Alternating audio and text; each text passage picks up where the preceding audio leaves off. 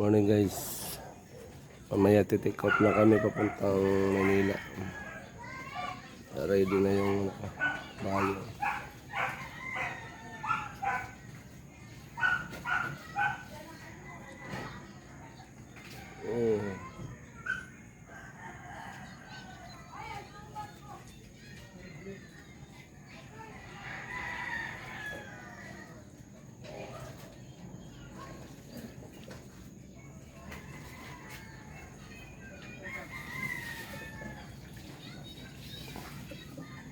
Hindi na ito tumatakbo ng mga pusa. Dito na talaga sila nakatira. Nagpapahawak na ba yung mga ito? Ang maganda itong kulay puti, dalhin ko sa Manila. Ming! Ming!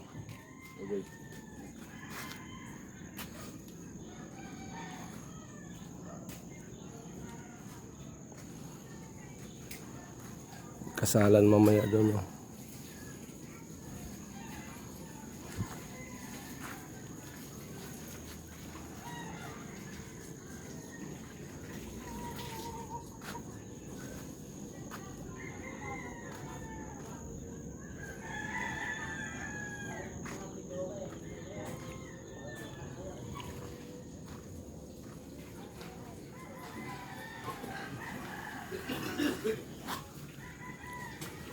Siguro mga 10 na elf, mataas na dito siguro yung tambak, no? 10 na truck panambak. Ito guys, sa labas binibenta ng 3 milyon.